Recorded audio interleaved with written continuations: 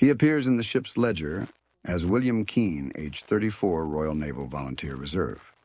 His billet, Coxswain of Boat 1 on the freighter Gannet, a coal-fired tramp in a winter convoy North Atlantic, February 1942, air 03 degrees, sea 560 degrees, wind west-northwest, Beaufort 6. Swell confused after a week of blows, convoy darkened, lookouts on every bridge wing, men sleeping in clothes with boots beneath benches. At 01:17, a detonation lifts the horizon to the south. The tanker Cannisgate takes a torpedo under her aftertanks. Within seconds, a second column of fire rises. Burning crude runs downwind in a wide sheet. Alarm pipes on several ships sound together, 3 long, 2 short, fire and collision. Gannet's master orders Boat 1 away, survivors to windward edge. Engine telegraph stands at slow ahead to keep steerage. Keene is on the falls before the second order finishes. 6 men in his crew.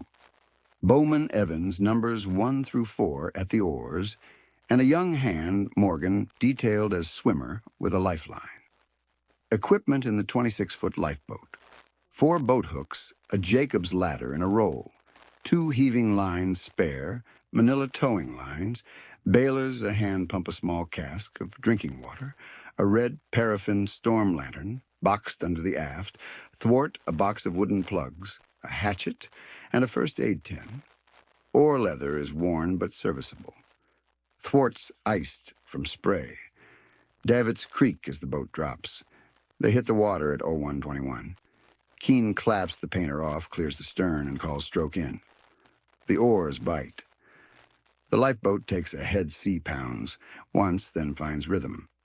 They clear Gannet's lee, and the wind hits full. Smoke is already over the convoy line. Orange glare to leeward. The smell of crude is heavy. Surface oil drifts northeast with wind and swell. The fire front is 400-500 yards across, broken by small lanes of black water. First survivors appear at 01:26. 3 men in kapok faces, black with oil coughing. They cannot close the last few yards because the surface is viscous. A 4th man tries to swim and slides under. Keene orders the bow brought upwind of the nearest, then hold water. The man reaches for the gunwale, but oil on his hands and the boat's soaked paint defeat grip. 2 crewmen try to haul him in and nearly roll the boat. Keene makes a new plan in seconds. He looks at what he has. He tells number 2 and 3 to lash boat hooks together in 2 pairs heads out to form 2 cross pieces. He runs the Jacob's ladder under the stern up over both gunwales and back to the stern, making a long, continuous loop. He threads a heaving line through the ladder rungs, fore and aft, in a zigzag, then repeats with a second line until there is a mesh. He knots fast clove hitches, locked with half hitches, bowlines at the corners. He hauls on the assembly with both hands to prove it will take load. It does. Total time to build under 2 minutes. At 01:29, he orders upwind edge, grid over. The lifeboat noses to the windward side of the burning slick. The rope grid goes over the stern and streams aft. Keene pays out 2 fathoms of towing line until the grid lies half in clean water, half on the edge. He holds the tiller steady, keeping the boat's bow 10-15 degrees to windward to prevent yaw. Lie flat on the grid, he shouts to the nearest men.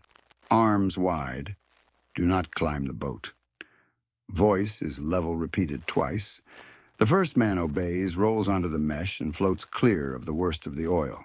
His weight tightens the lines. A second man reaches mouths oil and coughs. Morgan on a tether from the stern goes over the side. 3 strokes, guides the man's chest, onto the mesh, taps his shoulder, and returns. The grid carries both. The lifeboat's stern squats an inch.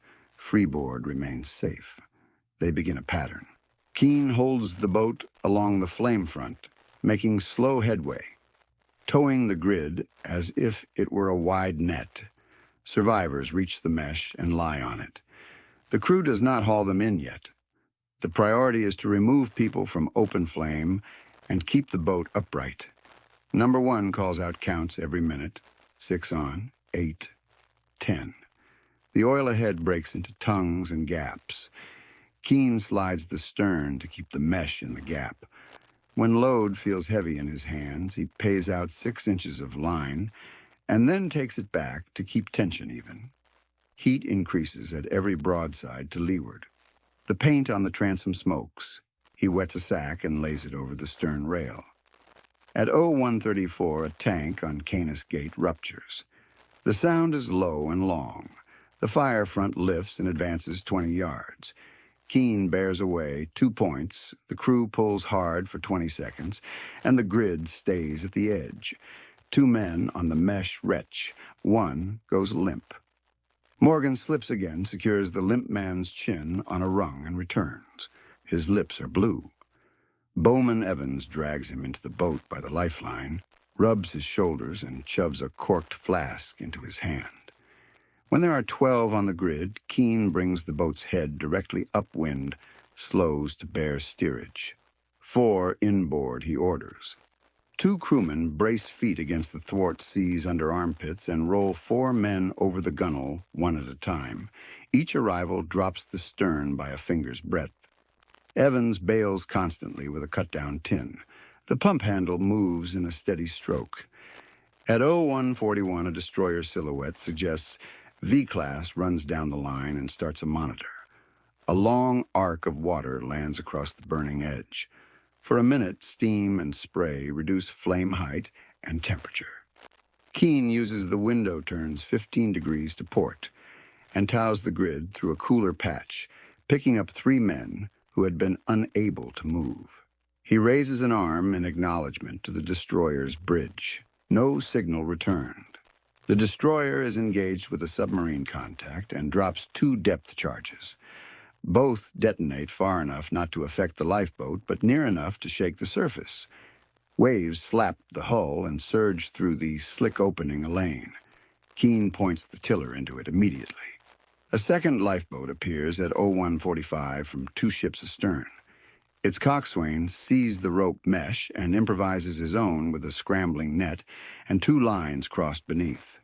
They work in parallel without radio or hand signals, keeping 50 yards of separation to avoid collision and to cover more water.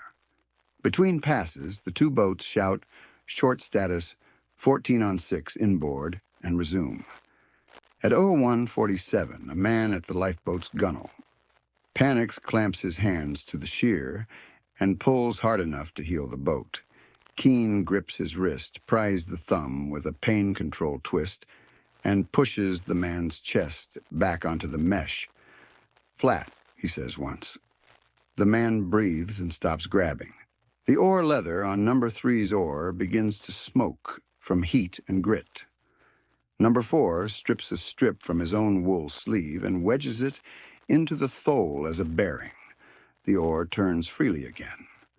At 0153, the grid carries 17.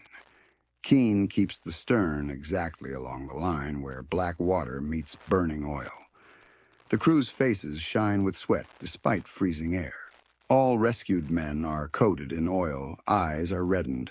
Some cough tarry fluid. 1 man's life jacket is half burned.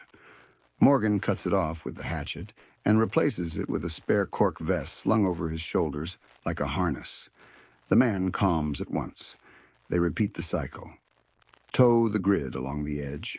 Bring the boat's head to wind. Take in 4, bail, pump, repeat. At 0206, the wind veers half a point. Flame pushes toward them. Keene orders in oars. The crew lifts clear. He uses the tiller alone and a single stern board with a boat hook to swing through 30 degrees without dragging the grid into fire. The mesh slides sideways. Heat decreases. Oars out. Pull again. The boat clears 2 floating drums and a broken ladder that could foul the lines. Keene calls them out by position. Drum to port. Ladder starboard. Mind the painter. By 0214, number 1's head count reaches 32, recovered 19, on the mesh 13 inboard. The second lifeboat calls 21. The destroyer's whaleboat enters from the north and pulls 2 men directly from a patch of open water.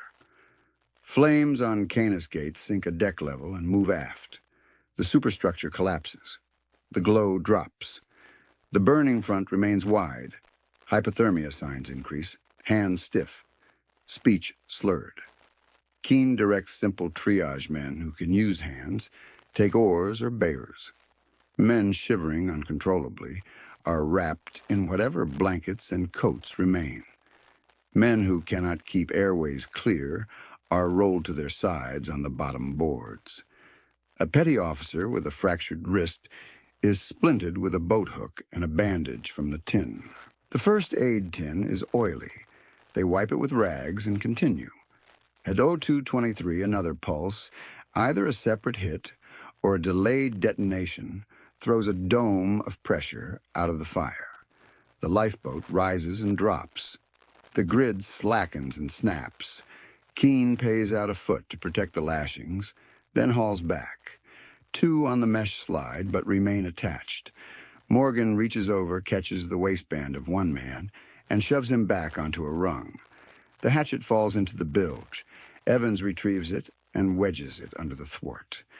By 02:31, they have 45. Keene makes the decision to stop new pickups until 4 more are brought inboard. The boat is trimmed by the stern. Freeboard aft is 1 hand's breadth. He orders all movement to centerline only. 2 men roll over the gunwale arms under armpits, lift on 3. Each lift takes 6 seconds. After 4, the boat rises half an inch. He resumes towing the mesh. The second lifeboat slides across from the other side and takes 6 off the end of his grid by boathook easing load. At 02:40, the fire's edge is broken and full of gaps. The worst of the oil has burned off. Areas nearer the wreck still burn in thick patches. A low wind carries smoke across the convoy track. The destroyer's siren gives 3 long blasts. The convoy is altering course to avoid the slick. Gannet's master signals by Aldous to return when loaded. Keene looks at faces on the mesh and inboard and ignores the signal for 2 more passes. He collects 3 who have been quiet too long in a patch of cold water beyond the flames. 1 does not respond. They strap him to the thwart with a lashing and continue. At 02:51, number 1 calls 53. At 02:58, 56. The second lifeboat reports 29. The whaleboat reports 7. Total rescued in the first hour appears above 90. Radio silence and threat of a second submarine constrain lights and noise. The destroyer's monitor has stopped. Residual fire still burns aft of Canis Gate. Hull is settling. At 03:06, Keene orders home. He shortens the grid to 2 fathoms to reduce drag and to keep remaining men close to the stern. Steering is steady. Evans pumps. Number 2 bails. Number 3 checks lashings. Morgan sits with a man whose breathing is shallow and keeps his airway clear. The boat crosses behind Gannet's stern and enters her lee. A rope ladder drops. Lines are thrown. Hands above pull survivors aboard. Deck is slick with oil. Sand is spread from a bag to improve footing. The doctor, actually a merchant officer with St. John, training checks pupils and pulses and lays men in rows along the lee side of the deck blankets over shoulders, cups of cocoa and thin soup passed hand to hand. The carpenter brings a can of paraffin heaters to warm a corner of the deck house. Ventilation is watched carefully to avoid fume. Keene climbs last after the grid is lifted aboard. It is heavy with oil. The knots are twice their size. It is dropped on the forecastle head to be rinsed when a water is available. He reports to the master 61 by our count. Number 1 repeats the figure from memory. The master nods once and writes the number in the night order book. Boat 1 recovered 61 survivors using improvised rope grid. The yeoman copying the log later writes rope grid in the margin. There is no ceremony. Crewmen cut oil from hair with rags and diesel. Blankets itch. Two of the rescued men do not answer to names yet. Labels taken from their jackets are pinned to their blankets. One calls softly for a wife in Glasgow and then sleeps. Another asks for a cigarette, coughs it back out, and laughs once without sound. Keene rinses his hands in a bucket. Oil floats, water goes black. He dries on a piece of canvas and returns to the boat to check lashings. He leaves the rope grid coiled but not stowed. It will be needed if fresh debris shows at first light. Dawn arrives at 0811 as a flat gray. Fire on Gannet Gate is reduced to smoke from aft ventilators and collapsed deck plating. Superstructure is gone. A corvette stands by. Men on her forecastle point occasionally and resume work. The sea around the site is a patchwork of light sheens. Terns sit on life-raft canvases and lift as the corvette's wash passes. The convoy's line is 3 miles off on a new course. Puffs of cloud blow across the sun in short intervals.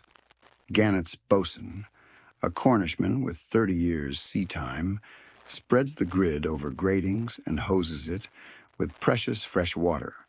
Oil beads and runs off in slow streams. He inspects knots and rungs reties 2 and marks 2 more for replacement. He coils the hole on a spare hatch cover. Men passing look down at it, say nothing, and move on. In the afternoon, an escort signals for numbers by Aldous. Gannet answers with 61. The second boat answers 31. The destroyer sends 7. The convoy commodore acknowledges with a single flash and a slight dip of the ensign. There is no broadcast. The submarine contact is unresolved. The line must keep moving. That night, the rescued men sleep on the forward hatch and along the alleyways. Condensation runs down bulkhead paint. 2 stewards go barefoot to avoid tracking oil into the galley. The doctor writes names as best he can and guesses ages. He writes unknown oil recovered in 3 lines. A stoker from Gannet Gate wakes and insists on helping on the 0400 watch. Keene sends him back down with a blanket and a curse that is more instruction than insult. Word of the rope grid travels without orders. In Iceland, a week later, a petty officer from Gannet draws the lattice on a packing crate with a stump of pencil for a man off a trawler. In Liverpool, a month later, a Board of Trade examiner hears about it over tea and writes use of cargo net as towable rescue surface on the back of a docket. There is no circular. There are only men telling men carry an extra heaving line. Keep a Jacob's ladder ready. If oil burns, work windward edge. Tell them to lie flat. Do not pull everyone aboard at once. Keep the stern clear. Keene goes back out within 5 days. Convoy work is a rotation, not choice. On later crossings, he keeps the grid coiled on the lifeboat floor, not in a locker. He trains a new crewman to tie the 3 knots used that night under a tarp in mittens and blindfolded. He insists on cutting oar leather with care and keeps a spare strip of wool in a tin for the tholes. He drills flat on the mesh as a command so many times the words become reflex. On a March night in seas heavier than February's, they use the grid again to pull 8 from a cargo vessel's burning stern. On that night, there is less noise, more wind, more ice on the gunwale. The rope performs the same way.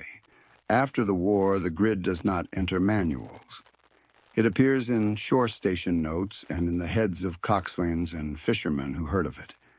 In 1951, a small Spanish trawler uses a similar lash-up to pull French sailors from a gasoline slick off the Galician coast. The skipper later writes to an RNLI station to describe the rig and gives credit to your man who thought of it first.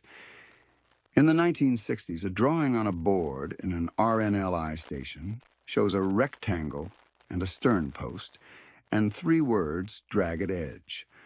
Someone paints the wall and the drawing is lost, but the instruction survives in small conversations and in how boats are rigged when tankers transit close to fishing grounds. Keene's name appears in ship's logs, in a convoy commodore's note, and in one short piece in a local paper. He does not speak at dinners. He returns to small boats, ferry work, and later a salvage tug, salvage. He keeps rope in the pocket of his coat and shows children how to tie a bowline so it can be untied after load. When asked about the night, he says, "We towed a rope grid along the windward edge and took them off." He does not add color. He does not claim more than he did. The men saved that night leave other records. A stoker from Cardiff records in an oral history, "I lay on ropes. They told me not to climb. I didn't. The boat pulled me out until the heat stopped." A petty officer describes the smell of paraffin heaters and cocoa on Gannet's deck. Another remembers Keene's voice, not loud, repeating the same 4 words. Flat. Don't climb. Breathe. The destroyer's coxswain says in a mess on leave, "When I saw the mesh, I copied it with what I had." In a museum case decades later, a coil of manila and a section of Jacob's ladder sit on a shelf with a small card, "Improvised towable rescue grid, North Atlantic convoy, 1942. There is no varnish." The rope shows sweat oil stains that never washed out ridges from knots that held loads for an hour under fire. Visitors look at it for a short time. The story behind it is mostly in the action, not the object. The record that matters most remains in the numbers written in the master's neat hand and in the tally carried in number 1's head that night. 61 in that first boat. 90 plus in total among 3 boats in under 2 hours. Men brought out of burning oil without capsizing, without turning the lifeboat into a casualty. The method is simple. Build a mesh with what is in the boat. Tow it along the windward edge. Keep load on the mesh. Bring a few inboard at a time. Repeat. It is not a theory. It is executed steps under wind heat, noise, and time pressure. If the film pauses on a final shot, it is not flame. It is the stern of a small boat at night, towing a rectangle of rope that holds men chest-down fingers around rungs, faces away from heat. The oars lift and drop. The pump handle moves steadily. The coxswain watches the edge of the slick, and the angle of his tow makes small corrections and keeps the boat just where it needs to be. There are no speeches. There is a number at the end and a coil of rope on a deck that will be rinsed and used again. That is the whole of it. A coxswain saw what he could not do, haul every man over the side, and made a larger surface with rope and time. He kept the boat moving where the air was still breathable. He set simple commands and repeated them. He left the harbor with a coil of rope and returned with men who thought they were finished. The convoy went on. The method went with it.